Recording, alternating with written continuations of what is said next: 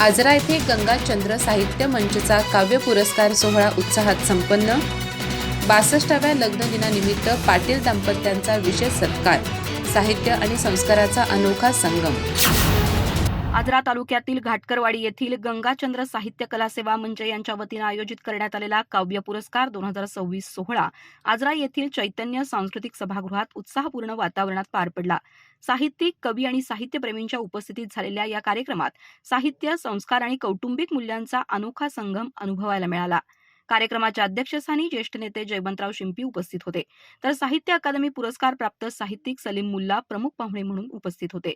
सुळेरान परिसरातील घाटकरवाडी येथील जिजाबाई आणि हरिचंद्रू पाटील यांच्या 62व्या लग्नदिनानिमित्त गावडे, घरकुल आणि आप्तेष्टांच्या वतीनं या आगळ्या वेगळ्या साहित्य सोहळ्याचं आयोजन करण्यात आलं होतं। साहित्य आणि संस्कार जपत कौटुंबिक नात्यांचा गौरव करणाऱ्या या उपक्रमाचं उपस्थितांकडून विशेष कौतुक करण्यात आलं।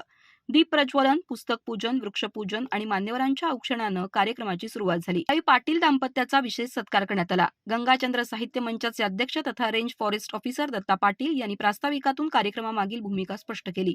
प्रारंभी लहान मुलांच्या काव्यवाचन स्पर्धेतील विजेत्यांना प्रमाणपत्र देऊन गौरवण्यात आलं। यानंतर विविध क्षेत्रात उल्लेखनीय कार्य करणाऱ्या व्यक्तींना विशेष पुरस्कारांनी सन्मानित करण्यात आलं। सुभाष शंकर विभूते यांना साहित्यव्रती, जयश्री अडकुरकर यांना शिक्षणव्रती, तर संजीवनी खोत यांना ज्ञानव्रती पुरस्कार प्रदान करण्यात आला। उषा भोसले यांच्या अंकुर या काव्य संग्रहाला श्रीहरी काव्य पुरस्कार, कल्पना मलये यांच्या समज उमज या काव्य संग्रहाला जिजाई काव्य पुरस्कार, तर प्रदीप बडदे यांच्या माणुसकीची अंत्ययात्रा या काव्य संग्रहाला सुवर्ण साक्षी पुरस्कार देऊन गौरवण्यात आलं। पुरस्कार विजेत्यांनी आपल्या मनोगतातून या उपक्रमाचं कौतुक केलं। आयोजकांच्या वतीनं ओंकार पाटील, मदन देसाई, अस्मिता पुंडपळ आणि समीर मोरजकर यांनी भावना व्यक्त केल्या। 87 वर्षीय श्रीहरी पाटील यांनी कला, लोककला आणि संस्कार याविषयी आपल्या खास शैलीत मार्गदर्शन करत उपस्थितांना भारावून टाकलं।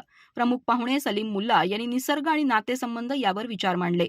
अध्यक्षीय भाषणात जयवंतराव शिंपी यांनी एकत्रित कुटुंब पद्धती, नातेसंबंध आणि साहित्य चळवळीचं महत्त्व अधोरेखित केलं।